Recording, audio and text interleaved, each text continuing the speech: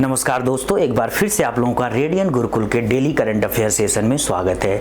दोस्तों, आज की वीडियो में हम लोग बात करने वाले हैं 3 और 4 मार्च के उन सभी इंपॉर्टेंट घटनाओं की जो आपके आने वाले एग्जाम के लिए बहुत ज़्यादा इंपॉर्टेंट होने वाले हैं। तो जो भी प्यारे दोस्त चैनल पर नए हैं वे चैनल को सब्सक्राइब कर लेंगे ताकि उनको लगातार इस तरह की और भी वीडियोज़ मिलते रहें।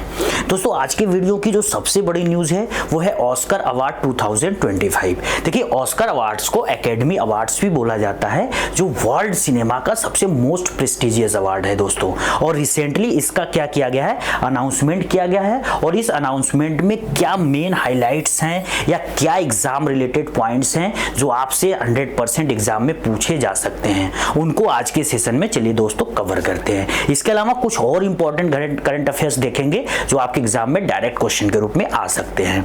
तो दोस्तों, आज के सेशन की जो सबसे पहली और मोस्ट इंपॉर्टेंट प्रश्न है वो है Adrien Brody won the best actor in a leading role in Oscar 2025 for which film in March 2025।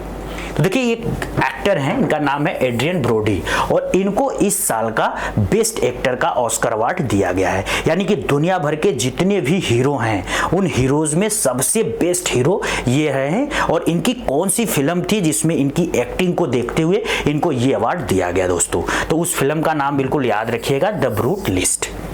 इसके अलावा दोस्तों, अगर थोड़ा सा ऑस्कर अवार्ड के हिस्ट्री की बात करें तो ये पहली बार 1929 में स्टार्ट किए गए थे। और इसको जिस इंस्टीट्यूशन ने स्टार्ट किया था उसका नाम हुआ करता है academy of motion pictures arts and sciences, जिसका हेडक्वार्टर कहाँ पर है तो ये कैलिफोर्निया, जो कि अमेरिका की एक सिटी है, वहाँ पर है।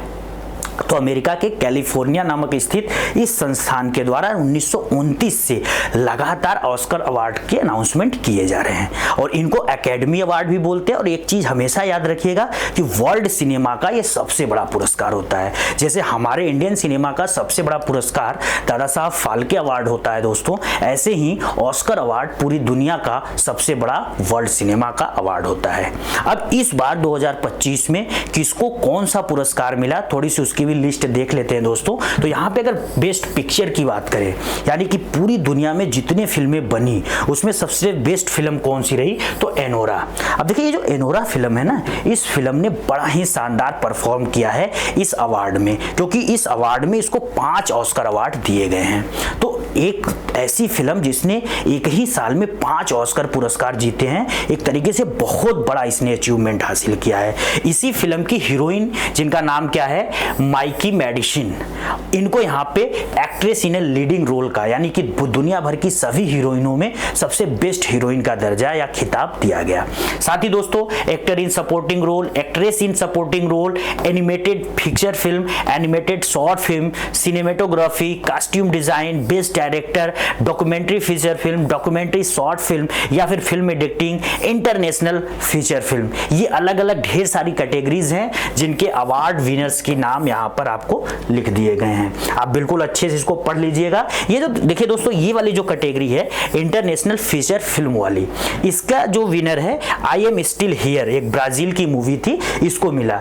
इस वाली कैटेगरी में हमारे इंडिया की तरफ से जो फिल्म गई थी नॉमिनेट होकर, उसका नाम था लापता लेडीज। काफी बेहतरीन फिल्म थी, लेकिन हालांकि इस फिल्म ने अवार्ड नहीं जीत पाई, लेकिन फिर भी अगर आपको समय मिले तो लापता लेडीज मूवी देख लीजिएगा, बिल्कुल ऑस्कर अवार्ड विनिंग मूवी है दोस्तों। चलिए, इसके बाद भारत में ऑस्कर अवार्ड की हिस्ट्री की बात करते हैं, यानी कि भारत में पहली बार किस फिल्म के लिए या किसको ऑस्कर अवार्ड दिया गया था। देखिए, 1982 में एक फिल्म आई थी गांधी, और गांधी में जो कॉस्ट्यूम डिजाइनिंग थी उसके लिए यहाँ पे भानु अथैया को जो है कि पहला ऑस्कर अवार्ड जीतने का सौभाग्य मिला था भारत के लिए। इसके बाद अब तक 8 भारत ने ऑस्कर अवार्ड जीते हैं, जिसमें सत्यजीत रे ने 1992 में जीता था। साथ ही आप ए आर रहमान का नाम देख सकते हैं। ए आर रहमान ने स्लम डॉग मिलियनेयर नाम की एक मूवी बनवाई थी 2008 में, और उसमें इन्होंने बेस्ट ओरिजिनल स्कोर वाली कैटेगरी, साथ ही बेस्ट ओरिजिनल सॉन्ग वाली कैटेगरी, 2 ऑस्कर अवार्ड जीते थे। इसके बाद दोस्तों, अगर पिछले साल की बात करें तो 2023 में हमारे पास एक मूवी आई थी RRR, जिसको बेस्ट ओरिजिनल सॉन्ग वाली कैटेगरी में एक बार फिर से नाटू नाटू इसका सॉन्ग था, उसके लिए जो है कि ऑस्कर अवार्ड दिया गया था। साथ ही बेस्ट डॉक्यूमेंट्री का भी यहाँ पे शॉर्ट फिल्म वाली कैटेगरी में अवार्ड दिया गया था एलिफेंट विस्पर नाम की मूवी को। तो अब तक अगर आपसे कभी पूछा जाए पेपर में कि भारत में कुल कितने ऑस्कर अवार्ड आ चुके हैं, तो 8। क्या इस बार भी भारत ने कोई ऑस्कर अवार्ड हासिल किया, तो नहीं दोस्तों, इस बार इंडिया का खाता नहीं खोला है। इसके बाद दोस्तों आज के सेशन का एक और इंपॉर्टेंट क्वेश्चन देखते हैं। World wild life day is observed on which date in March every year, यानी कि विश्व वन्य जीव दिवस हर साल मार्च में किस तारीख को मनाया जाता है, तो दोस्तों बिल्कुल तारीख याद रखिएगा, 3 मार्च। अब देखिए 3 मार्च को पूरी दुनिया जो ये विश्व वन्य जीव दिवस मनाने की शुरुआत करती है वो 2013 में करती है, क्योंकि यूनाइटेड नेशन इसको इनिशिएट करता है। और इस दिवस को मनाने का जो सबसे मेन टारगेट होता है कि हमारी पृथ्वी पर जितनी भी विविध प्रकार की वनस्पतियां हैं, जीव हैं, उनकी सुरक्षा करना, उनके महत्व को बताना, साथ ही यहाँ पे एक तरीके का मतलब ग्लोबल प्रोग्राम सेटअप करना, ताकि पूरी दुनिया में जो बायोडाइवर्सिटी है जो लगातार घट रही है उसको रोका जा सके और बहुत सारे जीव जंतु वनस्पतियों को इस धरती से एक्सटिंक्ट यानी कि विलुप्त होने से बचाया जा सके दोस्तों। साथ ही इस बार की थीम याद रखिएगा, इस बार का ये जो थीम है, थीम क्या है, wild life conservation finance investing in a people and planet, यानी कि वन्य जीव संरक्षण वित्त, लोगों और ग्रह में निवेश। आने वाले एग्जाम में आपसे थीम भी पूछा जा सकता है। अच्छा, यहाँ पे दोस्तों 2 की टर्म आप देख रहे होंगे, एक फ्लोरा और एक फौना। फ्लोरा का मतलब दोस्तों होता है वेरिएशन इन वेजिटेशन, यानी कि वनस्पति के स्तर पे जो विविधता होती है उसको फ्लोरा कहते हैं, और जीव जंतुओं के स्तर पे जो विविधता होती है उसको फौना कहते हैं दोस्तों। इसके बाद दोस्तों आज के सेशन का एक और इंपॉर्टेंट क्वेश्चन देखते हैं। Who has won the Ranji trophy 2025 by defeating Kerala in the final March 2025। तो देखिए फाइनल में केरल को हराकर किस टीम ने रणजी ट्रॉफी 2025, एक्चुअल में ये 2024 और 25 वाले सेशन के लिए था, तो इस रणजी ट्रॉफी को किस टीम ने जीता है, टीम का दोस्तों नाम याद रखिएगा, विदर्भ। देखिए विदर्भ टीम का पूरा सेलिब्रेशन चल रहा है। अब विदर्भ ने इस बार का ये रणजी ट्रॉफी जीता। अगर आपसे पूछा जाए कि पिछला रणजी ट्रॉफी जो 2023 और 24 वाला था उसको किसने जीता, तो रणजी के इतिहास में सबसे ज्यादा बार रणजी ट्रॉफी जीतने वाली जो टीम है मुंबई, जिसने रणजी का पहला ट्रॉफी भी जीता था, उसने पिछला ट्रॉफी भी जीता है दोस्तों। रणजी ट्रॉफी के इतिहास की बात करें तो इसको 1934 में बीसीसीआई यानी कि भारतीय क्रिकेट कंट्रोल बोर्ड जो है उसके द्वारा स्टार्ट किया गया था। ठीक है दोस्तों, और एक चीज हमेशा याद रखिएगा कि उस समय जब इसको स्टार्ट किया गया था तो थोड़े दिनों के बाद इसका नाम चेंज करके रणजी ट्रॉफी कर दिया गया। ये जो रणजी नाम दिया गया वो हमारे देश के जो पहले क्रिकेटर थे रणजीत जी, उनके नाम पर इसको रखा गया। अब देखिए हालांकि रणजीत सिंह जी जो थे इंडिया के पहले क्रिकेटर माने जाते हैं, फादर ऑफ इंडियन क्रिकेट भी बोले जाते हैं, लेकिन उन्होंने इंडिया के लिए कभी क्रिकेट नहीं खेला।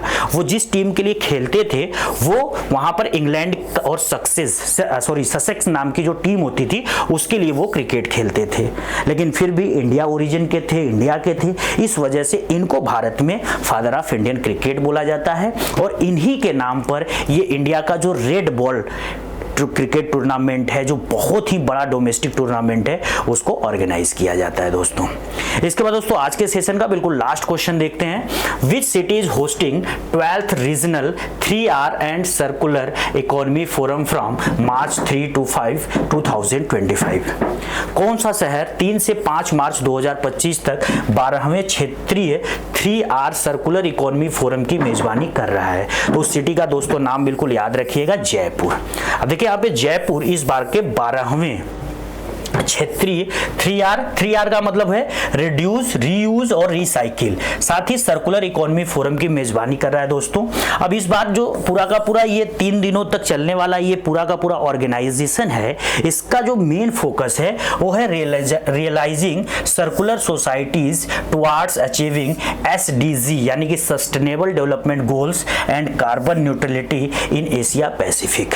तो जो एशिया प्रशांत क्षेत्र है उस पूरे के पूरे रीजन में सतत विकास के जो उद्देश्य हैं उनको प्राप्त करना, साथ ही कार्बन तटस्थता को प्राप्त करना, इन्हीं सबको टारगेट करते हुए इस पूरे के पूरे इवेंट को भारत की पिंक सिटी यानी कि भारत का गुलाबी शहर जयपुर में आयोजित किया जा रहा है दोस्तों। साथ ही एक चीज और याद रखिएगा, इस पूरे के पूरे जो इवेंट है इसका इनॉग्रेशन किसके द्वारा किया गया, तो हमारे जो union minister for housing and urban affairs हैं मनोहर लाल खट्टर जी, उनके द्वारा द्वारा राजस्थान के मुख्यमंत्री भजनलाल शर्मा की उपस्थिति में। दोस्तों आज के वीडियो में बस इतना ही। दोस्तों आज के वीडियो की पूरी जो पीडीएफ है आपको रेडियन गुरुकुल के टेलीग्राम चैनल से मिल जाएगी, जाकर वहां से डाउनलोड कर लीजिएगा। वीडियो अच्छा लगा है तो इसको लाइक करिएगा, कमेंट करिएगा, ज़्यादा से ज़्यादा अपने दोस्तों के साथ शेयर करिएगा। जय हिंद दोस्तों।